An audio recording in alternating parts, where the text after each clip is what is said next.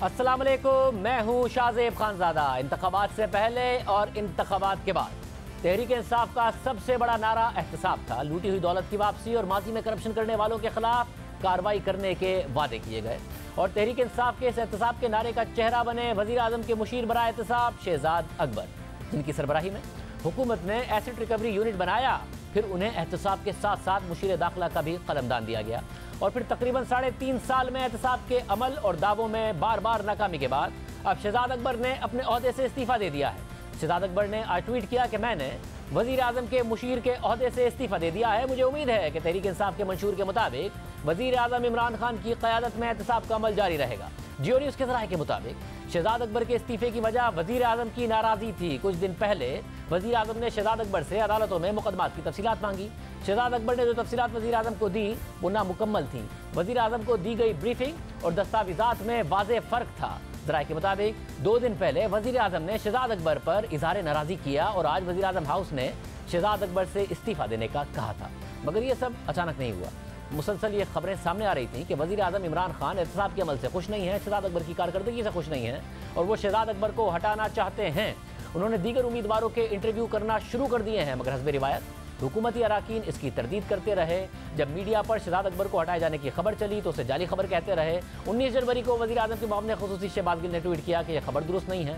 आज सुबह भी शहजाद अकबर साहिब की वजीर आजम से मुलाकात हुई है। हाँ, ये दुरुस्त है कि शहजाद अकबर की कारकर्दगी से शरीफ फैमिली बिल्कुल खुश नहीं है और अफवाह साजी करने में मसरूफ है।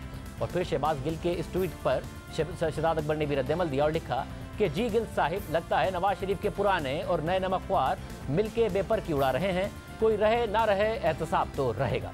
हुकूमती वज़रा तरदीद करते रहे, मीडिया की खबरों को गलत कहते रहे, मगर आज 5 दिन के बाद खबर दुरुस्त साबित हुई है और शहजाद अकबर ने इस्तीफा दे दिया है। मगर हमारे ज़राए के मुताबिक वज़ीर आज़म इमरान खान की नाराज़गी की एक बड़ी वजह, बहुत बड़ी वजह लंदन की अदालत में हुकूमती मौक़िफ़ की शिकस्त बनी। दिसंबर 2019 में नेशनल क्राइम एजेंसी एक केस लेकर बरतानवी अदालत गई और एजेंसी ने शहबाज शरीफ और सुलेमान शहबाज के अकाउंट्स मुंजमद करने और उन अकाउंट्स की तहकीकात से मुताल्लिक इजाज़त तलब की और फिर बरतानवी अदालत की इजाज़त पर 2019 में सुलेमान शहबाज और शहबाज शरीफ के अकाउंट्स को फ्रीज कर दिया गया और फिर दोनों के अकाउंट से मुताल्लिक फॉरेंसिक तहकीकात की गई और फिर 10 दिसंबर 2021 को नेशनल क्राइम एजेंसी ने बरतानवी अदालत में दरख्वास्त दायर की और अदालत को बताया कि इदारे की तहकीकात मुकम्मल हो गई हैं और तफ्तीशकारों को शहबाज शरीफ और सुलेमान शहबाज के अकाउंट से पाकिस्तान से बरतानिया और बरतानिया से पाकिस्तान होने वाली ट्रांजैक्शंस में मनी लॉन्ड्रिंग, फ्रॉड या दीगर बेज़ाब्तियों के कोई सबूत नहीं मिले, जिसके बाद बरतानवी अदालत ने शहबाज शरीफ और सुलेमान शहबाज के मुंजमद अकाउंट्स को बहाल कर दिया था। यानी एनसीए ने सितंबर 2021 में शहबाज शरीफ खानदान के खिलाफ ये केस खत्म कर दिया था, मगर इस केस को बनाने के लिए एनसीए मुसलसल पाकिस्तानी हुक्काम के साथ राब्ते में रही।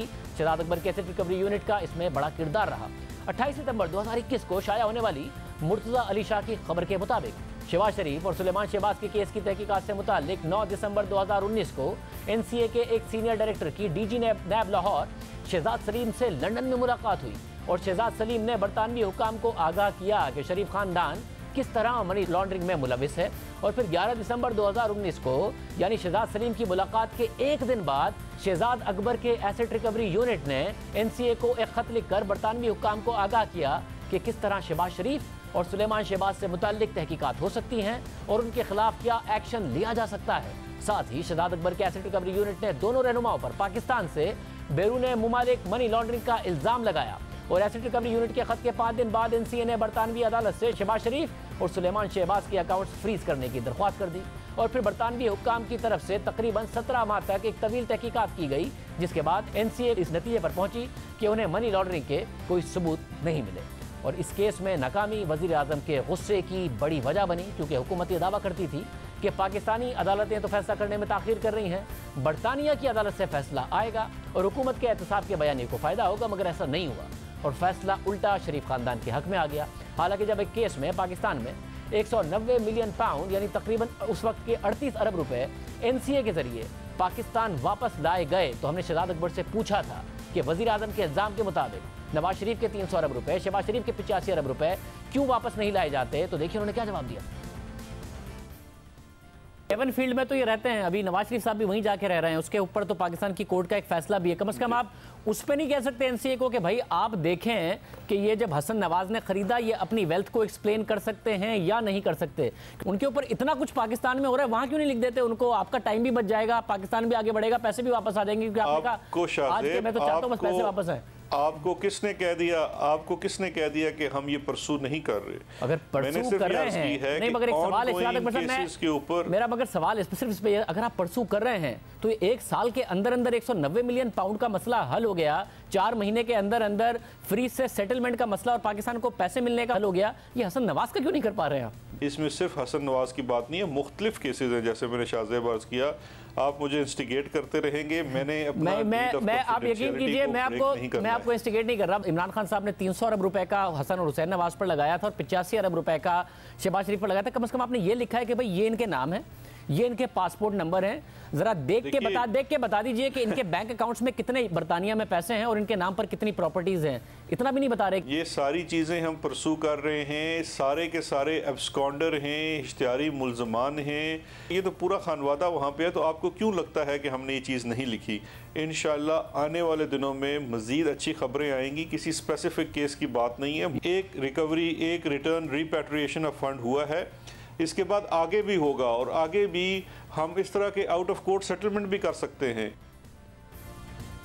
मगर कुछ नहीं हुआ, अच्छी खबरें नहीं आई। जो अकाउंट्स फ्रीज कराए गए थे उनका फैसला भी बरतानिया में शरीफ खानदान के हक में आ गया और अब 3.5 साल बाद खुद वफाकी वज़रा ये बात तस्लीम कर रहे हैं कि एहतसाब का अमल नाकाम हो रहा है। वज़ीर एहतिसाब फवाद चौधरी ने कहा कि वज़ीर आज़म एहतसाब के अमल से खुश नहीं है।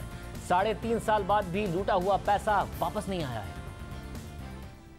वज़ीर-ए-आज़म एहतसाब के अमल से तो बहरहाल खुश नहीं है, इसमें तो कोई दो राय नहीं है और वो इसका इजहार पब्लिकली कर चुके हैं। जिस तरह से पाकिस्तान तहरीक इंसाफ के लोग, पाकिस्तान के अवाम समझते हैं कि एहतसाब से का नतीजा ये होना चाहिए कि जो लूटा हुआ पैसा है वो पाकिस्तान वापस आए, और 3.5 साल में वो पैसा वापस नहीं आया। मगर सवाल यह है कि शहजाद अकबर की नाकामी इसलिए हुई कि जो करप्शन के बड़े बड़े दावे वज़ीर आज़म ने खुद किए और शहजाद अकबर से भी कराए वो महज मीडिया की हद तक थे और उसके उतने बड़े सबूत मौजूद नहीं थे, क्योंकि हुकूमत में आने से पहले और फिर हुकूमत में आने के बाद तहरीक इंसाफ ने बार बार वादा किया कि वो लूटी हुई दौलत वापस लेकर आएंगे। वज़ीर आज़म बार बार वादा करते रहे। इमरान खान जिस दिन वज़ीर आज़म बने उस दिन भी उन्होंने कहा कि वो बैरून मुल्क से पाकिस्तानियों का पैसा वापस लाएंगे। मेरा वादा है अपनी कौम से कि जो पैसा इस मुल्क का लूट के ये बाहर लेके गए हैं वो पैसा वापस लेके आएंगे इंशाअल्लाह पाकिस्तान। इसके बाद भी इमरान खान ने वज़ीर आज़म मुंतखब होने के बाद कौम से खिताब करते हुए एक बार फिर बैरून मुल्क से पैसों की वापसी की बात की और टास्क फोर्स कायम करने का ऐलान किया। हम एक टास्क फोर्स बना रहे हैं, जो पाकिस्तान के पैसे चोरी होकर बाहर गए हैं मुल्क से, हमने पूरी एक हाई पावर टास्क फोर्स बनानी है। हमने ये पैसा वापस लेके आना है पाकिस्तान में। और फिर सितंबर 2018 में हुकूमत ने बैरून मुल्क से लूटी हुई दौलत वापस लाने के लिए एसिड रिकवरी यूनिट के क़याम का ऐलान कर दिया और फिर शहजाद अकबर ने दावा किया कि 100 अफराद को टारगेट किया जाएगा। 100 बड़े मगरमच्छ जिन्होंने पाकिस्तान से पैसा लूटा है, उस टारगेट के ऊपर हम काम करेंगे और उसके ऊपर फोकस्ड अप्रोच होगी कि इन टारगेट्स के ऊपर हम पूरी एक ट्रेसिंग एक्सरसाइज होगी कि इन्होंने पैसा कहाँ छुपाया हुआ है और फिर उसको लाने के इकदाम किए जाएंगे। फिर हमारे प्रोग्राम में शहजाद अकबर ने पनामा और पैराडाइज लीक में सामने आने वाले नामों के एहतसाब का वादा किया। पनामा पेपर्स में और फिर उसके बाद भी बहुत सारे लोगों की डिटेल्स आई, तकरीबन 450 नाम थे, मगर एक शरीफ खानदान के खिलाफ केस आगे बढ़ा। बाकियों का क्या हुआ तो वो तो डिटेल्स सामने हैं। उनके असासे देखिए और फिर देखिए कि उन्होंने एफबीआर में डिक्लेयर किए हैं या नहीं किए, टैक्स पे किया या नहीं किया, किस तरीके से वो पैसा बाहर लेके गए, ये काम तो तेजी से हो सकता है। जी बिल्कुल, जो आज कैबिनेट को मैंने ब्रीफिंग भी दी इस मामले के ऊपर, उसमें ये 2 चीजें टारगेट करके बताई गई हैं कि पनामा के अंदर जितने नाम आए हैं और पैराडाइज लीक्स के बाद उस पर हुई थी पनामा के बाद, उसके अंदर भी पाकिस्तानियों के नाम हैं, तो उन तमाम केसेस को दोबारा से असर-ए-नो ये यूनिट देखेगा। ये क्या बिल्कुल फौरी तौर पर नहीं हो सकता? असासा, पनामा या पैराडाइज लीक्स ने बता दिया, एफबीआर के डेटा फौरन देखिए कि वो डिक्लेयर हुआ है या नहीं हुआ और कानूनी तौर पर गया है या नहीं गया, क्योंकि इस पे काम हुआ नहीं बिल्कुल भी शरीफ खानदान के अलावा, तो ये फौरी तौर पर काम नहीं हो सकता। जी जी बिल्कुल, ये बिल्कुल फौरी तौर पे होगा। और काबीना को बाकायदा तौर पर बताया गया कि नाइजीरिया में 14 अरब डॉलर्स वापस मुल्क में लाए गए थे, लूटी हुई दौलत वापस लाई गई थी। पाकिस्तान भी उसी तरीके से वापस लेकर आएगा। तो हमने उनसे पूछा शहजाद अकबर साहब से कि 14 अरब डॉलर्स का दावा दुरुस्त नहीं है, तो देखिए उन्होंने क्या जवाब दिया। इसमें जो हमारी बरतानवी हुकूमत के साथ अंडरस्टैंडिंग हुई है उसमें क्रिमिनल प्रोसीडिंग्स के अलावा एक सिविल रिकवरी का रूट भी है जो नाइजीरियन गवर्नमेंट ने फॉर एग्जांपल इस्तेमाल किया था पिछले कुछ सालों में, और उसमें उनको कुछ 14 बिलियन डॉलर्स तक की रिकवरी हुई है बरतानिया से। साहब, आप जब दूसरी मिसाल दे रहे हैं और उसको कैबिनेट मीटिंग्स में डिस्कस कर रहे हैं तो फाइनेंशियल टाइम्स से लेके जो अखबारात हैं दूसरे, इसके अलावा वर्ल्ड बैंक की जो रिपोर्ट मौजूद है, इसके अलावा नाइजीरिया के अपने इंफॉर्मेशन मिनिस्टर का बाकायदा तौर पर बयान मौजूद है। उन्होंने तो खुद नहीं क्लेम किया कि हम 14 अरब डॉलर लेकर आए हैं। तो ये 14 अरब डॉलर की तहकीक कहां से है कि वो लेकर आए हैं? क्योंकि पाकिस्तानी जब आप कहते हैं कि हम पैसा वापस लेकर आएंगे, उसी वक्त मस्बत होना जब आप जो बता रहे हैं दूसरे ममालिक का वो नजर आ रहा हो। ये कहां है 14 अरब डॉलर का अमाउंट? देखिए, सिविल प्रोसीजर्स ये हैं कि जब अनएक्सप्लेन्ड वेल्थ ऑर्डर का वहाँ पे प्रोसीडिंग्स इसके खिलाफ स्टार्ट होती है तो उसके अंदर आप सिविल और डैमेज पार्टी बन सकते हैं और ये कह सकते हैं कि आप ये पैसा आपके मुल्क से लूटा हुआ था। अगर वो शख्स पॉलिटिकली एक्सपोज्ड पर्सन है जो कि चाहे सियासतदान हो या ब्यूरोक्रेट हो या किसी भी वो ऐसे पोजीशन ऑफ पावर में रहा हो, और सिमिलरली आप खुद से एज ए फॉरेन गवर्नमेंट या एक फॉरेन एंटिटी जा सकते हैं सिविल प्रोसीडिंग्स में, हाई कोर्ट्स में वहाँ पे, और आप ये उस प्रॉपर्टी के ऊपर अपना क्लेम कर सकते हैं। मगर नवंबर 2018 में शहजाद अकबर ने दावा कर दिया कि 5 अरब डॉलर के असासों का सुराग लगा लिया है। 10 ममालिक के अंदर जो हमारी इस वक्त तक तहकीक हुई है, जो एसेट्स हम ट्रेस कर पाए हैं, उसका कुल हुजम इस वक्त 5.3 अरब डॉलर है, और ये पाकिस्तानी रुपयों में 700 अरब रुपए बनते हैं। 1.3 अरब के तो वो डायरेक्ट केसेस हैं मनी लॉन्ड्रिंग के, जो पाकिस्तान से पैसे बाहर लॉन्डर हुए हैं। हुकूमत की तरफ से बार बार नए दावे किए जा रहे थे, तो हमने शहजाद अकबर साहब से इस दावे पर अपने प्रोग्राम में पूछा कि जिन अफराद के ये 5 अरब डॉलर के असासे हैं उनकी शनाख्त हो गई है, तो उन्होंने कहा कि इस हवाले से उनके पास तफसीलात हैं। ये पैसा वापस लाया जा सकता है या इंडिविजुअल्स आपने आइडेंटिफाई कर लिए हैं कि ये 5 अरब डॉलर किस किस के हैं और किस तरीके से अब उन्हें पकड़ा जा सकता है, आइडेंटिफाई किया जा सकता है, या पैसा वापस लाया जा सकता है, या पेनल्टीज मिल सकती हैं उनसे? जी बिल्कुल शाहजेब, ये आइडेंटिफाइड अमाउंट है। ये हमने अमाउंट, इसमें काफ़ी ज़्यादा जो प्रॉपर्टीज़ हैं, एसेट्स हैं, उनकी तमाम डिटेल हमारी अथॉरिटीज़ के पास आ चुकी हैं। किसकी हैं, किस जुरिस्डिक्शंस के अंदर हैं, उनका इस वक्त स्टेटस क्या है, वो तमाम डिटेल है, और उसी को सामने रख के ये बताया गया है, और उनको वापस लाने के लिए भी एक क्लियर प्लान है। इन अफराद का क्या हुआ अब तक पता नहीं चल सका। पनामा में 450 अफराद का नाम आया, नवाज शरीफ के खिलाफ कार्रवाई हुई, बाकी किसी के खिलाफ कुछ नहीं हुआ। फिर पेंडोरा पेपर्स आया, खुद वज़ीर आज़म की काबीना के अरकान के नाम आए, फिर तहकीकात का ऐलान हुआ। 3.5 महीने हो गए हैं, अब तक उसका भी कुछ नहीं पता चला। खुद वज़ीर आज़म इमरान खान ने 3 दिसंबर 2018 को मुख्तलिफ टीवी चैनल्स के एंकर्स को इंटरव्यू देते हुए दावा किया था कि उनकी हुकूमत ने 26 ममालिक से मुआहदे कर लिए हैं, जिसके बाद इन ममालिक से पाकिस्तानियों की तफसीलात सामने आ रही हैं। और अब तक जो मालूमात सामने आई हैं उसके मुताबिक इन 26 ममालिक में 11 अरब डॉलर का सुराग मिला है। 26 मुल्कों से जो अब तक डेटा आया और अभी डेटा खुलता जा रहा है, आप हैरान होंगे कि 26 मुल्कों से जो अब तक पाकिस्तानियों के बैंक अकाउंट्स आए हैं वो 11 अरब डॉलर हैं। 11 अरब डॉलर। हम यहाँ 4-4, 5-5 अरब डॉलर के लिए दुनिया के चक्कर लगा रहे हैं। 11 अरब डॉलर पाकिस्तानी शहरियों के। मगर इन 11 अरब डॉलर्स का भी कुछ नहीं किया गया, कोई पेशरफ नहीं हुई। और हकीकत यही है कि जिस दौलत के बारे में तहरीक इंसाफ दावा करती रही है कि उसे लूट कर मुल्क से बाहर ले जाया गया है, वो दावे धरे के धरे रह गए हैं। वज़ीर आज़म ने माजी में कर्ज लेने पर भी कमीशन बना दिया था और उसका भी आज तक फैसला नहीं आया। मैं अब इनसे जवाब मांगने लगा हूँ। अब मैंने इनके पीछे जाना है। मैं अपने नीचे एक हाई पावर्ड एक कमीशन बनाने लगा हूँ, एक इंक्वायरी कमीशन, जिसका एक 1 पॉइंट एजेंडा है। 10 सालों में इन्होंने इस मुल्क के ऊपर 24,000 अरब रुपया कर्जा कैसे चढ़ाया। जो जो इक़्तिदार में होंगे, ये मेरी कमीशन इनको पूरी तरह इन्वेस्टिगेट करेगी।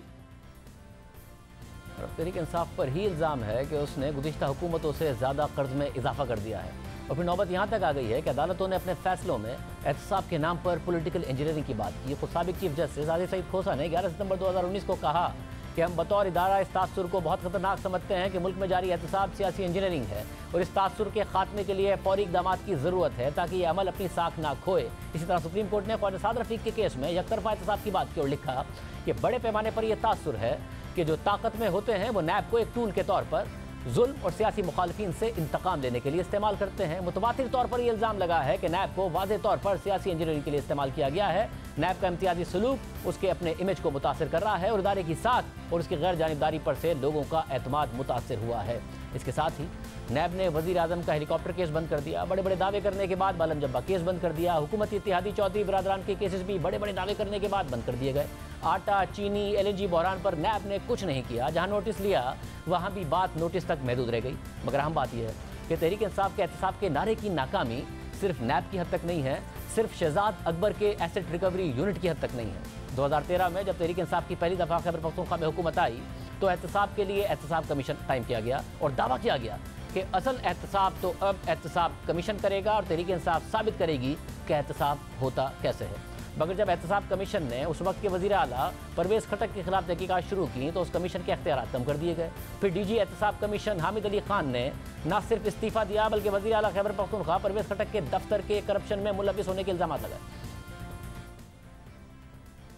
माइंस का एक केस है जो कि रेफरेंस की शेप में तकरीबन तैयार है।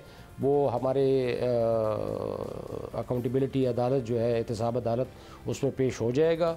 उसमें उनकी तरफ ज़रूर रेफरेंस है चीफ मिनिस्टर की तरफ जी, यानी वो भी उसमें शरीक मुल्ज़िम हो सकते हैं माइंस केस में जो ज़ियाउल्लाह वाला है। शरीक मुल्ज़िम कह लें या अपने दफ्तर का इस्तेमाल किया गया हो। मगर इमरान खान अपने ही पसंदीदा DG एहतसाब कमीशन के साथ नहीं खड़े हुए बल्कि तहरीक इंसाफ के चेयरमैन अपनी पार्टी के वज़ीर आला खैबर पख्तूनख्वा के साथ खड़े हो गए और फिर दिसंबर 2018 में खैबर पख्तूनख्वा हुकूमत ने इस एहतसाब कमीशन को ही ख़त्म कर दिया और उस पर खर्च किए गए 600 मिलियन यानी 60 करोड़ रुपए ज़ाया हो गए। और हमारे प्रोग्राम में सूबाई वज़ीर शौकत यूसुफ़ज़ई ने मौका अख्तियार किया कि अच्छा हुआ एहतसाब कमीशन ख़त्म कर दिया। जिन खान बात कर रहे हैं उन खान साहब की अगर माजी करीब की सारी तारीख देखें तो बड़े बड़े केसेस, इतने बड़े बड़े मामलात आए हैं उस पर वो खामोश हैं, अपने साथियों के केसेस पर खामोश हैं, खैबर पख्तूनख्वा के हवाले से खामोश हैं, पेशावर मेट्रो पर वो खामोश हैं। दूसरा, जब एहतसाब कमीशन आपने बनाया उन्होंने आवाज़ उठाई उसके सरबराह ने, तो एहतसाब कमीशन भी बंद हो गया, सरबराह को भी जाना पड़ा। तो जिन खान साहब को जानते हैं उनकी रिवायत तो ये है, तो उस रिवायत को देखते हुए वो चेयरमैन नैब के खिलाफ क्या करेंगे? कि वो एहतसाब कमीशन जो बड़ी उम्मीदों से कायम किया गया था वो किसी काम का नहीं था और मेरे ख्याल से ये अच्छा फैसला था कि उसको ख़त्म किया गया। आपने कहा कि वो एहतसाब कमीशन किसी काम का नहीं था, अच्छा वो बंद हो गया, तो आप लोगों ने पूरी कौम को बताया कि जैसा हमने खैबर पख्तूनख्वा में एहतसाब कमीशन बनाया है पूरे मुल्क में ऐसा बनाएंगे, करोड़ों रुपए उस पर लगा दिए, उसके बाद उसको बंद कर दिया। आज आप कह रहे हैं कि अच्छा वह बंद कर दिया, वो किसी काम का नहीं था। तो वो किसी काम का नहीं था या जिन्होंने बनाया वो किसी काम के नहीं है? सर देखें, एक इंसान की ख्वाहिश होती है, इदारे बनते हैं, कुछ इदारे चलते हैं कुछ नहीं चलते हैं, इसका ये मतलब हरगिज़ नहीं है कि बनाने वाले ठीक नहीं होते हैं, बनाने वालों की नीयत साफ़ होती है। और अहम बात यह है कि तहरीक इंसाफ के दौर में करप्शन कम होने की बजाय बढ़ गई। गुज़िश्ता साल ट्रांसपेरेंसी इंटरनेशनल की सामने आने वाली रिपोर्ट के मुताबिक पाकिस्तान की रैंकिंग करप्शन परसेप्शन इंडेक्स में 180 ममालिक में से 120 से बढ़कर 124वें नंबर पर पहुंच गई और पाकिस्तान का CPI स्कोर 32 से गिरकर 31 पर चला गया। 3 साल में एहतसाब का बयान नाकाम हो गया। साथ ही नवाज शरीफ को वापस लाने के लिए हुकूमत अब पेशरफ कर रही है, मगर दावे उससे पहले भी बार बार कर चुकी है। खुद वज़ीर आज़म ने, इमरान खान ने ये कहा था कि नवाज शरीफ की वापसी के लिए बरतानिया जाना पड़ा तो बरतानवी वज़ीर आज़म बोरिस जॉनसन से बात करूँगा। हमारी पूरी कोशिश है कि अब इसको हम डिपोर्ट करवाएं। तो आप प्रीमियर लेवल पे आप भी इस पे आएंगे अगर मसला हल ना हो? अगर मुझे जाना पड़ा तो फिर मैं बोरिस जॉनसन से बात करूंगा। इसको वापस लाएंगे हर सूरत में? जी। इसके अलावा भी कई दीगर मौके पर वज़ीर आज़म इमरान खान नवाज शरीफ की वापसी के मामले पर सख्त बयान दे चुके हैं। ज़्यादा देर नहीं बचेगा, इंशाल्लाह इनको हम वापस लेके आएंगे, फिक्र ना करें। और फिर कल अपने खिताब में वज़ीर आज़म इमरान खान ने नवाज शरीफ की वापसी से मुताल्लिक दुआ की और दरख्वास्त की कि वो वतन वापस आ जाए। वो कहते हैं जी वो लंदन से आज आ जाएगा, कल आ जाएगा, हम दुआ करते हैं किसी तरह वो वापस आ जाए। हम जी पाकिस्तान आएंगे, मैं तो इंतज़ार कर रहा हूँ आप पाकिस्तान आए, प्लीज़ पाकिस्तान आ जाएं। साथ ही कल वज़ीर आज़म इमरान खान ने अवाम की कॉल्स का जवाब देते हुए कहा कि अगर वो हुकूमत से निकल गए तो वो मज़ीद ख़तरनाक हो जाएंगे। अगर मैं गवर्नमेंट से बाहर निकल गया मैं आपके लिए ज़्यादा ख़तरनाक हूँ। अभी तक तो मैं चुप करके या ऑफिस में बैठा होता हूँ और तमाशे देख रहा होता हूँ। मैं अगर सड़कों पे निकला है ना तो आपके लिए छुपने की जगह नहीं होगी। आप ये समझ जाएं कि ये जो लावा नीचे पक रहा है ये लोगों को सिर्फ आपकी तरफ दिखाना है, सड़कों पर निकलना है और आप देखेंगे कि आप सारों को फिर कोई लंदन भाग रहा होगा और कोई वो आगे बाकी लंदन भागे हुए बाकी भी उधर जा रहे होंगे। अगर ऑपोजिशन में इमरान खान कहते थे कि मैं हुकूमत में आकर इन्हें रुलाऊंगा। ये वो लोग हैं, इनको तकलीफ पहुंचेगी, मैं पहुंचाऊंगा तकलीफ इनको। मैं आज कह रहा हूं कि इनको तकलीफ मैं पहुंचाऊंगा, इनको रुलाऊंगा मैं। फिर इक़्तिदार में आने के 2 साल बाद उन्होंने कहा कि अब ये लोग मेरा नया रूप देखेंगे। अब तक ये जो ऑपोजिशन है इन्होंने एक इमरान खान देखा है। आराम से मैं इनको कहता था अच्छा जी प्रोडक्शन ऑर्डर देना है तो चलो बुला लो असेंबली में और इस तरह की चीजें। ये जो अब आप इमरान खान देखेंगे ये एक मुख्तलिफ इमरान खान आने लगा। और अब 3.5 साल गुजरने के बाद वज़ीर-ए-आज़म इमरान खान खबरदार कर रहे हैं कि अगर उन्हें निकाला गया तो वो खतरनाक हो जाएंगे, जिसके ऊपर मुसलसल एक बहस हो रही है कि वज़ीर-ए-आज़म का पैगाम किसके लिए है, ऑपोजिशन के लिए है या किसी और के लिए है। सोशल मीडिया पर ट्रेंड चलना शुरू हो गए कि एक नवाज शरीफ ने कहा था कि मुझे क्यों निकाला, तो एक तरफ इमरान खान साहब कह रहे हैं कि अगर मुझे निकाला इसकी हकीकत क्या है। तहरीक इंसाफ से भी पूछेंगे, नून लीग से भी पूछेंगे। बहरहाल अब हुकूमत नवाज शरीफ को वतन वापस लाने के लिए तेज़ कोशिशें कर रही है। आज अटॉर्नी जनरल ने अपोजिशन लीडर शहबाज शरीफ को खत लिखा है कि वफाकी काबीना ने अपनी 11 जनवरी की मीटिंग में मुशावरत की और अटॉर्नी जनरल के दफ्तर को हिदायत दी कि जो हल्फनामा लाहौर हाईकोर्ट में दिया गया था उसकी बुनियाद पर कार्रवाई का आगाज़ किया जाए। लाहौर हाईकोर्ट के फैसले को मद्देनजर रखते हुए मेडिकल बोर्ड तश्कील दिया गया और बोर्ड इस नतीजे पर पहुंचा कि जो दस्तावेज़ात नवाज शरीफ की तरफ से दिए गए वो नवाज शरीफ की सेहत और वतन वापसी के लिए राय कायम करने के लिए नाकाफ़ी हैं। खुद मेडिकल बोर्ड की ऑब्जर्वेशन से ये बात जाहिर होती है कि आप यानी शहबाज शरीफ ने मेडिकल रिपोर्ट फराहम करने से मुताल्लिक अपनी जिम्मेदारियां अदा नहीं की, इसलिए बादी नज़र में आपने अपने बयान हल्फी की खिलाफ वर्जी की है और इस खिलाफ वर्जी पर लाहौर हाईकोर्ट में किसी भी कार्रवाई का आगाज़ करने से पहले इस बात को मुनासिब समझा जाता है कि इस लेटर के जरिए आपसे 10 दिन के अंदर मेडिकल रिपोर्ट तलब की जाएं और नाकामी की सूरत में अटॉर्नी जनरल का दफ्तर आपके खिलाफ आर्टिकल 204 के तहत तौहीन अदालत की कार्रवाई का आगाज़ करने के लिए मजबूर हो जाएगा। ये सारी की सारी सूरत हाल है, इस सब पर बात करेंगे। हमारे साथ नून लीग से सीनियर रहनुमा राना सनाउल्लाह साहब मौजूद होंगे, वफाकी वजीर शिबली फराज साहब भी हमारे साथ मौजूद होंगे। क्या वजह बनी है शहजाद अकबर साहब से इस्तीफ़ा लेने की और क्या वजह बनी है और किसको वज़ीर-ए-आज़म ने पैगाम दिया है इस हवाले से कि मुझे अगर मैं ओपोजिशन में जाऊँगा तो मैं ज़्यादा खतरनाक हो जाऊँगा। और जो शहजाद अकबर साहब के मामलात हैं उन्हें दावत दी प्रोग्राम में आने के लिए, तो उन्होंने कहा कि जो मैंने ट्वीट कर दिया है वही मेरा मौक़िफ़ है और प्रोग्राम में वो नहीं आए। बात करेंगे ब्रेक के बाद।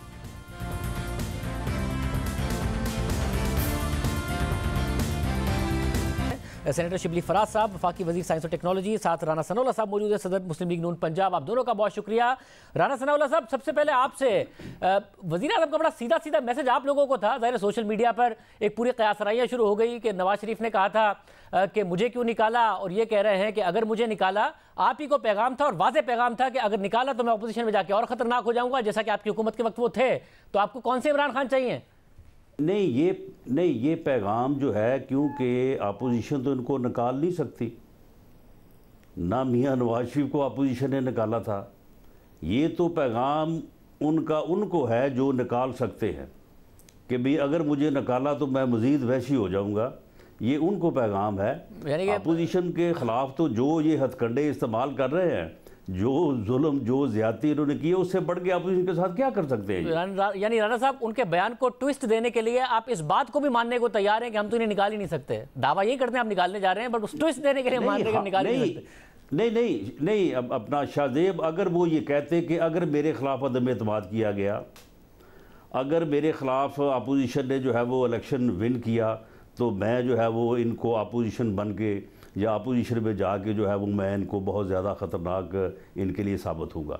हम तो उनके ख़िलाफ़ जो है वो अदम एतमाद ला सकते हैं, हम उनके ख़िलाफ़ इलेक्शन कंटेस्ट कर सकते हैं, लेकिन निकालने वाली बात जो है वो आपके इल्म में है कि अपोजिशन तो खुद ऑन रिकॉर्ड है कि हम कोई गैर आइनी गैर कानूनी हरबा जो है आइन से इनहराफ करके इस्तेमाल करने को तैयार नहीं है। शिबली फराज साहब, 2018 से पहले की पूरी इमरान खान साहब की सियासत ये है कि मैं इन्हें नहीं छोड़ूंगा, मैं इन्हें रुलाऊंगा। फिर 2020 में 2 साल गुजरने के बाद उन्होंने कहा था कि अब ये इमरान खान का नया रूप देखेंगे, और फिर 2022 में आके इमरान खान साहब कह रहे हैं कि मैं अपोजिशन में जाकर और ख़तरनाक हो जाऊंगा। एग्जैक्टली क्या करना चाहते हैं वो? अपोजिशन में कुछ कहते थे, हुकूमत में आके कह रहे अपोजिशन में आके नहीं छोड़ूंगा। देखिए, बयानिया तो जहां तक कि इंसाफ का और कानून का है, तो वो तो उसमें जो पाकिस्तान मुस्लिम लीग और पीपल्स पार्टी दोनों का रिकॉर्ड बड़ा एक ऐसा इबरत का रिकॉर्ड है। इन्होंने मलिक कयूम से शुरू हुए ये, और जो आखिरी इनका जो अदलिया पे हमला, ब्लैकमेलिंग, प्रेशर में लाना, ये सारे इनके तरीके हैं जिससे कि उन्होंने वो जाली एफिडेविट, जाली बयानात, जाली। आप मुझे बताएं कि कोई एक लीडरशिप इतनी मतलब है कि किरदार में इतनी कमजोर हो सकती है कि वो हर इस तरह की बातें करे। मीडिया में कुछ दिनों बात हुई, लेकिन पाकिस्तान के अवाम तो और इमरान खान बुनियादी तौर पे पाकिस्तान उसी बात पे रहे ना, जंग लड़ रहा है वैसे, मगर उसकी जंग पाकिस्तान के अवाम के लिए जंग लड़ रहे हैं, मगर शिबली फराज साहब, कोई जाती दुश्मनी किसी से नहीं है। तो शिबली फराज साहब, इसमें सवाल उठता है, अगर मसला उसी में शामिल, अगर मसला जाती सियासी दुश्मनी का नहीं है इमरान खान साहब की, तो एक तरफ आप नैब का क्रेडिट लेते हैं कि जी नैब ने हमारे दौर में जितनी रिकवरीज की हैं आज तक इतनी रिकवरीज नहीं की हैं, तो अगर नैब ने उन लोगों के खिलाफ केसेस साबित कर दिए और इतनी रिकवरीज कर ली जिनका आप क्रेडिट लेते हैं, तो इनके खिलाफ क्यों नहीं साबित हुआ? और जब साबित नहीं हुआ उसके बावजूद जब इमरान खान साहब इन्हीं के खिलाफ बयानियां बनाते हैं, कहते तहरीक लब्बैक से भी बात कर लूंगा, तालिबान से भी बात कर लूंगा, इनसे नहीं करूंगा, तो फिर जाती दुश्मनी हो गई ना, जाती सियासी दुश्मनी का मामला। आपसे सवाल पूछ लेता हूँ, ये जी हमने कुछ नहीं कर सके, आप मुझे बताएं कि 4 साल होने को है, 3.5 साल, ये जो पनामा का केस था वो हमने नहीं किया था, वो आप ही के कॉलीग्स ने किया था इंटरनेशनली, ICJ। आप मुझे बताएं कि आज तक उसका जवाब मिला है? आज तक मरीम नवाज ने अपना बताया कि उसने ये एसेट्स कैसे इकट्ठे किए हैं? क्या शहबाज शरीफ ने ये बताया है कि उसके अकाउंट में जो उसके जो एम्प्लॉइज है उसमें अरबों की ट्रांजैक्शन हुई है? उसका हिसाब मतलब है कि लेना तो है ना। मैं शरीफ साहब, मैं ये सवाल राणा साहब की तरफ ले जाने से पहले मैं आपसे सिर्फ ये पूछ लूं कि पनामा में 400 से ऊपर लोगों के नाम आए थे और नवाज शरीफ साहब को पनामा पे डिस्क्वालीफाई नहीं किया गया, एक तनख्वाह ना लेने पर डिस्क्वालीफाई किया गया, तो बाकी 400 लोगों को क्या हुआ? आप लोगों ने कहा था ना इतनी सारी लूटी हुई दौलत वापस लेके आएंगे, या तो लेके आते, नवाज शरीफ साहब की भी आते, सबकी वापस लेके आते, शहबाज शरीफ का भी केस साबित करते। आज तो आपने अपना मुशीर एहतसाब फारिग कर दिया है, तो बयानी कहाँ खड़ा है? माफिया को अंडर एस्टिमेट कर रहे हैं आप, माफियाज को अंडर एस्टिमेट कर रहे हैं, इसमें कोई शक नहीं है कि ये सारी चीजें इन्होंने की हुई हैं। और ये कानून में देखें ना, आप मुझे बताएं कि ये कानून को इन्होंने इस मुल्क के साथ जो सबसे ज्यादा डैमेज किया है, ये पैसे तो चले फिर भी आ जाते हैं, आ जाएंगे, लेकिन जो इन्होंने कौम की अखलाकियात तबाह की है, जिसमें कि इदारों को तबाह किया है, अपनी इंटरेस्ट के लिए उसको इस्तेमाल किया है, तो मुल्क तभी तो है कि अल्हम्दुलिल्लाह के कोविड के बावजूद भी हमारी इकोनॉमी जबरदस्त चल रही है। राणा साहब राणा साहब हर सियासी लीडर अपने सपोर्टर के लिए बयानियां देता है, तो इमरान खान साहब जब अपने सपोर्टर के लिए बयानियां दे रहे हैं कि भाई ये माफिया है, बाकी हमारी कारकर्दगी बेहतर है, मगर ये इस माफिया के खिलाफ अभी मुझे और टाइम चाहिए सही साबित करने के लिए, और अगर नहीं कर सका मैं तो अपोजिशन में, तो अपने वोटर सपोर्टर को तो वो सही जाके अपील कर रहे हैं, आप लोग क्या कहाँ उसको काउंटर कर पा रहे हैं? लेकिन शाहजेब अब ये वोटर सपोर्टर को जो है वो बिल्कुल अपील नहीं कर रहा। अब ये जब बाहर निकलेंगे, वोटर सपोर्टर के पास जाएंगे, इनको आटे दाल का भाव मालूम हो जाएगा, इनका वो हशर होगा, ये लोग अपनी कंपेन नहीं कर सकेंगे, ये मैं आपको बता दूं। और ऐसे ऐसे वाक़यात इनके साथ होंगे कि ये लोग जो हैं ये कहते हैं ना कि हम निकले तो हम बड़े ख़तरनाक साबित होंगे। ये जब निकलेंगे तो इनको फिर छुपने के लिए जो है वो इनको जगह नहीं मिलेगी। देखें इनका बयानिया, अभी भी तो कर रहे हैं ना वो कैंपेन, माफिया जो अपना गर्दान इन्होंने शुरू की थी, ये सब चीजें जो है ये फेल हो चुकी हैं। मगर राणा साहब आपको इनको भी मालूम है कि हम पिट चुके हैं अब। मगर राणा साहब आपको बल्दियाती ऐसे ही आपको पंजाब के बल्दियाती इंतखाबात में फतह जरूर मिली है, मगर ऐसा नहीं है कि तहरीक इंसाफ बिल्कुल फारिग हो गई है। क्लोज नंबर 2 रहे हैं, वो कंटेस्ट तो कर रहे हैं, ये जो फारिग हो जाना है और ये वोट नहीं मांग सकेंगे, सड़कों पर नहीं आ सकेंगे, ये आप कहां से ड्राइव कर रहे हैं? नहीं देखें, ज़िमनी इलेक्शन जो है ना वो तो वैसे गवर्नमेंट का इलेक्शन होता है, और गवर्नमेंट का ज़िमनी इलेक्शन को लूज़ करना जो है वो गवर्नमेंट की बहुत ही परले दर्जे की जो है वो यानी बैड परफॉर्मेंस को जो है गुजार करता है। बल्दियाती इलेक्शन को भी जो है वो चेंज ऑफ गवर्नमेंट का इलेक्शन आप नहीं कह सकते। जिस दिन जनरल इलेक्शन हुआ, चेंज ऑफ गवर्नमेंट का इलेक्शन हुआ, ये लोग अपने घरों से नहीं निकल सकेंगे। और दूसरा ये कि ये प्रोपेगेंडा यानी अपने पास से ही जो है वो ये बातें खुद ही पहले करते जाते हैं, फिर उसका जवाब देते जाते हैं। आप मुझे बताएं कि मनी लॉन्ड्रिंग इन्होंने तमाम वो रिकॉर्ड जो मियाँ शहबाज शरीफ और उनकी फैमिली के ख़िलाफ़ था मनी लॉन्ड्रिंग का, इन्होंने पूरे का पूरा उठा के दिया वहाँ पे यूके में जो उनकी इंटरनेशनल इन्वेस्टिगेटिंग एजेंसी है जिसकी बड़ी क्रेडिबिलिटी है, उन्होंने तकरीबन कोई पूरे 2 साल इसके ऊपर लगाए और लगाने के बाद उन्होंने उनको क्लियर कर दिया। अब ये फिर अपना प्रोपेगेंडा करते जा रहे हैं कि जी ये मनी लॉन्ड्रिंग है, ये मनी लॉन्ड्रिंग है। तो मामला ये है कि इनके कुछ नहीं रहा, अब ये सिर्फ धमकियां दे रहे हैं। और आप मुझे शाहजेब ये बताएं कि अगर ये धमकी हमें दी है तो हमें ये धमकी दी है कि अगर आप इलेक्शन जीत के या अगर आप जो है वो आईनी तरीके से बरसेकदार आ गए और मैं अपोजिशन में चला गया तो मैं बड़ा खतरनाक साबित होऊंगा, इसलिए मुझे हुकूमत में बैठा रहने दे। ये कहना चाहते हैं शिबली फराज साहब, जब तक हुकूमत में नहीं आए थे, ज़ाहिर इमरान खान साहब ने बहुत सारे दावे किए कि $11 अरब का सुराग लगा लिया, इतने सारे पैसे वापस आ रहे हैं। इनके ना लाते, अगर ये माफिया हैं बकौल आपके, तो किसी और के पैसे वापस लाए होते। 190 मिलियन पाउंड आए थे, वो भी सुप्रीम कोर्ट के फंड में चले गए, वो भी मुल्क को वापस उस तरीके से नहीं मिले। तो इसके अलावा तो आप पैसे वापस ला ही नहीं सके। तो अगर ऑपोजिशन में जाके खतरनाक कैसे साबित होगा? पकड़ा था वो सारी चीजें रिकॉर्ड पे हैं। एक तो बात यह है कि जहां तक के लाने का ताल्लुक है, जाहिर है कि जो भी लीगल प्रोसेसेस हैं वो परसू हो रहे हैं और पाकिस्तान में अल्हम्दुलिल्लाह शुक्रिया इनका कि इन्होंने कानून के निज़ाम को ऐसा एक वो किया, महफूज किया है, एक ऐसे तरीके इस्तेमाल किए हैं कि इस मुल्क में आपको पता है कि 25-25 साल लग जाते हैं लोगों के मुकदमे, एक आम से मुकदमे होने। मेरा पॉइंट ये है कि अगर तो एवन फील्ड्स के अपार्टमेंट अपने एसेट्स को जस्टिफाई नहीं कर सकते नवाज शरीफ, तो उनका कोई हक नहीं बनता कि एक नंबर 1 वो महंगाई पे बात करें। अगर वो महंगाई पे बात करते हैं तो क्यों लंदन में बैठे हुए हैं, पाकिस्तान आए अपने लोगों के साथ खड़े हों। ये कैसी लीडरशिप है कि लोग सड़कों पे ख्वार हों और इनको बड़ा दर्द है कि जी गुर्बत है, महंगाई है, वो उधर लंदन में बैठे हुए हैं। ये तो अपनी एक ऐसी वो एक मुनाफिकत की सियासत कर रहे हैं जिसमें कि इन्होंने अपने आप को एक वो रखा हुआ है। मैं तो ये सजेस्ट करूंगा शाहजेब कि पाकिस्तान की जेलों में जितने भी लोग बैठे हुए हैं चोरी के इल्जाम में, उन सबको रिहा कर देना चाहिए, क्योंकि वो छोटे चोर हैं, कर दें, बड़े हैं, वो जो है पहले सुबह आप ये उठ के करेंगे। राणा साहब अगर हुकूमत का राणा साहब अगर जनरेशन खराब किया है, राणा साहब अगर हुकूमत का राणा साहब आज अल्लाह ताला ने मौका दीजिएगा, मुझे ये बताएं कि जो कल आपने वज़ीर आज़म की जो है वो बातें सुनी है या उनकी तकरीर सुनी है और उसके बाद जो मेरे भाई शिबली फराज साहब जिस तरह से गुफ्तगू कर रहे हैं, आप मुझे बताएं कि अब कोई कह सकता है कि ये लोग बुखला चुके हैं, अब इनको नजर आ रहा है कि इनके पल्ले कुछ नहीं रहा। अब जो है ये इनका अंजाम जो है ना, ये इनको नजर आ रहा है। मैं शिबली साहब से पूछूं, शिबली साहब चाहते हैं किसी तरीके से भाग जाएं। वैसे शिबली साहब कल का पैगाम ऑपोजिशन के लिए था, कल का पैगाम ऑपोजिशन के लिए था या राणा साहब मान रहे कि भाई हम तो इन्हें निकाल नहीं सकते, ये किसी और के लिए था? देखिए शाहजेब, ये जो सवालात हुए थे ये प्रोग्राम था जिसमें के लोग सवाल करते थे और प्राइम मिनिस्टर उसके जवाब देते थे। जाहिर है जो सवाल उनसे हुआ उसमें उन्होंने जवाब दिया कि ये लोग जो हर दूसरे दिन वज़ीर आज़म इस किस्म की गुफ्तगू करता है, जो है ये कहते हैं कि हम 3-3 महीने की डेट्स देते हैं। आपको याद है उस वक्त मैं इंफॉर्मेशन मिनिस्टर था और ये PDM का इन्होंने एक जलसे करते थे, जब सारे इकट्ठे थे, ये हुकूमत को कुछ नहीं कर सके। तो अभी तो ये सारे टूट का शिकार हैं और अपने PML में इनमें 4 के करीब ग्रुप बने हुए हैं।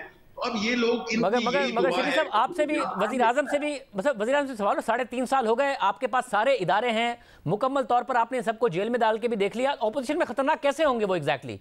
अब तो वो ऑपोजिशन में जाके अगर आवाम से कहेंगे कि मैं इनकी लूटी हुई दौलत वापस लाऊंगा तो आवाम कहेंगे 5 साल में क्या करके आए हैं आप, तो अपना मुश्किल एहतसाब आज फारिग करके बैठे हुए हैं। मैं बार बार पूछ रहा हूँ, इमरान खान के पास एक मॉरल अथॉरिटी है, एक उनके पास एक इखलाकी कुव्वत है कि जब वो ये बात करते हैं, वो इस तरह की बातें नहीं करते हैं। वो तभी करते हैं जब उनको पता है कि इस मुल्क के साथ क्या क्या किया गया, तो अच्छा, वो उसको चैलेंज करते हैं। तो मुझे बताएं शहजाद अकबर का फिर शहजाद अकबर का बता दें, उन्हें क्यों निकाला, क्या कसूर था? यार मैं आई मस्ट एडमिट, मैं आपको बिल्कुल जरूर बताता। मैं पार्लियामेंट में था, मुझे कोई उसका बैकग्राउंड का नहीं पता चला कि क्या वजूहात थी, लेकिन ये अगर उसने रिजाइन किया है या उसको निकाला है, मुझे इसका टू बी वेरी ऑनेस्ट पता नहीं।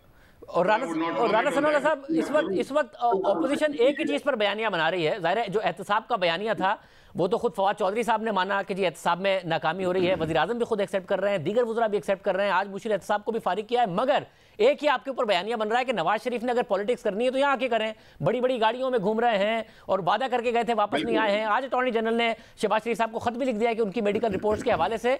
तो ये एक बयानिया आपने अपने ऊपर भारी कराना है या नवाज शरीफ साहब ने वापस आना है? देखिए, हम तो कह रहे हैं कि उनको आना चाहिए। राणा साहब अदालत ने मफरूज किया हुआ है। राणा साहब से मैंने राणा साहब से पूछा, राणा साहब से बात नहीं कर सकता ना महंगाई। मैं इसीलिए राणा साहब से पूछा उनके लीडर वापस आएंगे या बयानी आपको बनाने का मौका देंगे, उन्हीं से पूछा है। हाँ जी, शाहजेब मियाँ नवाज शरीफ ऑन रिकॉर्ड है ये सारी चीज़ें। अब उनको मैं तफसील से यहाँ क्या बयान करूँ। मियाँ नवाज शरीफ जो है उनको उन्होंने मिन्नतें करके भेजा। इनकी सूबाई वज़ीर सेहत जो है वो रोज़ कहती थी कि हम मियाँ साहब से कह रहे हैं, मियाँ साहब आप अपने इलाज के लिए बाहर चले जाएं।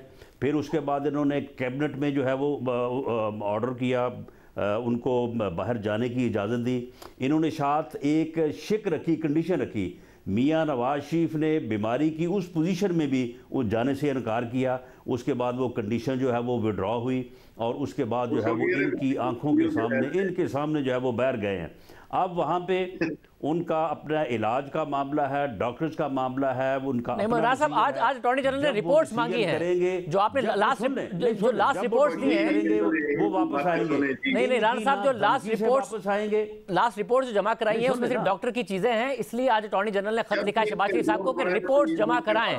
बाकायदा step by step attorney general move कर रहे हैं। नहीं, शाहजेब अटॉर्नी जनरल जो है वो पिटीशन मूव करे, उसका बिल्कुल जवाब, रिपोर्टें हमने पहले भी जमा कराई हैं, वो रिपोर्ट्स पूरी मौजूद हैं, उनके अपना जो उनकी मेडिकल कंडीशन हैं वो बिल्कुल जमा कराएंगे। लेकिन मामला ये है कि हम मियाँ नवाज शरीफ ना तो इनकी धमकियों से वापस आएगा और ना ही वो जो इनकी मिन्नत से वापस आएगा। कल पहले तो वज़ीर आज़म ने दिया उनको धमकी कि आओ वापस, पहले कहते हम लेके आएंगे, फिर उसके बाद कहते हैं प्लीज आ जाएं आप। वैसे शिबली फराज साहब, ना इनकी धमकियों से शिबली फराज साहब, ये बात शुरू हुई थी कि वज़ीर आज़म ने कहा था कि मैं ऐसे फैसला करेंगे और जब चाहेंगे वो वापस आएंगे। शिबली साहब, बात शुरू हुई थी कि वज़ीर आज़म ने कहा था कि मैं हर हाल में नवाज शरीफ को वापस लेके आऊंगा, फिर कहा था कि मैं बरतानिया के वज़ीर आज़म से बात करूंगा, फिर उन्होंने धमकी भी दी थी जब एक टाइगर फोर्स के फंक्शन में बाकायदे तौर पर मुंह पर हाथ फेर कर, और अब नौबत यहाँ तक आ गई है कि प्लीज करके कह रहे हैं कि वापस आ जाए और अल्लाह से दुआ कर रहे हैं वो वापस आ जाए।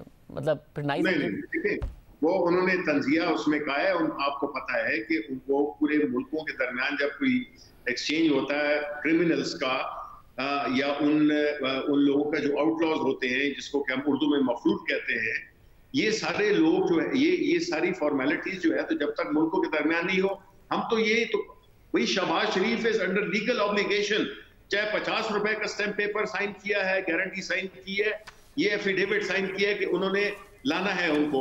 अब सियासत वो कर रहे हैं, गाड़ियों में फिर रहे हैं। शिबली साहब मेरे भाई, कानून को जरूरत है, आप जो है वो एहतसाब और इंतकाम के नारे पे आए थे, वो नारा अब आपका पिट चुका है। मेरा आपको मशवरा है कि बोरिया बिस्तरा बनो तो तैयारी करो। आप यही बता दें राणा साहब, आप इतने करीबी हैं उनके, बता दें कि ये वो इलेक्शन अनाउंस कर रहे हैं, शहबाज शरीफ के बड़ा जो मुंशी हैं उनके अकाउंट्स में कैसे 2-2 अरब 4-4 अरब गए, ये सवाल तो बता देना, ही किसी खत्म हो जाएगा। इमरान खान को आपने उसका जवाब दिया है, ये आपका प्रोपेगेंडा है, उसका जवाब अदालत में जमा है, आप फिक्र ना करें। बहुत शुक्रिया नाज़रीन, गुफ्तगू आपने सुनी दोनों लीडरान की। प्रोग्राम में ब्रेक शामिल करते हैं, एक बड़ी मजबूत खबर से बात करेंगे एक ब्रेक के बाद। पाकिस्तान में आज नई तारीख रकम हो गई है। मुल्क की सबसे बड़ी अदालत में आज पहली बार एक खातून जज तैनात हो गई हैं। लाहौर हाई कोर्ट की जस्टिस आयशा मलिक ने आज बाकायदा सुप्रीम कोर्ट की जज की हैसियत से हल्फ उठा लिया है। चीफ जस्टिस गुलजार अहमद ने सुप्रीम कोर्ट के जजेस, अटॉर्नी जनरल और सीनियर वकला की मौजूदगी में जस्टिस आयशा मलिक से हल्फ लिया। हल्फ बर्दारी की तकरीब के बाद चीफ जस्टिस का कहना था कि वो किसी चीज़ का क्रेडिट नहीं लेंगे। जस्टिस आयशा मलिक अहलियत की बुनियाद पर सुप्रीम कोर्ट की जज बनी। क्रेडिट किसी चीज का नहीं है। सर क्या कहना चाहेंगे? मतलब first time in the history of Pakistan ऐसा हुआ। टू बिकम ए जज of the supreme court she became, that's what it is. Sir नई तारीख रकम हुई है, दुनिया इस चीज को देख रही है कि, लेकिन आपने हौसला नहीं हारा। एक दफा जुडिशल कमीशन से मंजूरी नहीं हुई, फिर भी आपने दोबारा नाम तजवीज़ किया, क्या सोचती है आपकी? अल्लाह बड़ा है सर, अल्लाह बड़ा। उनको कंसीडर किया या बतौर जज खातून? आज के इस तारीखी मौके पर वज़ीर-ए-आज़म इमरान खान ने ट्वीट किया कि सुप्रीम कोर्ट की पहली खातून जज बनने पर मैं जस्टिस आयशा मलिक को मुबारकबाद पेश करता हूँ। मेरी दुआएं और नेक तमन्नाएं उनके साथ हैं। सुप्रीम कोर्ट में जस्टिस आयशा मलिक अब 2031 तक खिदमत अंजाम देती रहेंगी और इससे भी अहम बात यह है कि वो 2030 में पहली खातून चीफ जस्टिस ऑफ पाकिस्तान बनने का एजाज़ भी हासिल करेंगी। इससे कबल 10 साल तक लाहौर हाई कोर्ट में तैनाती के दौरान भी जस्टिस आयशा मलिक एक निडर जज के तौर पर जानी जाती रही।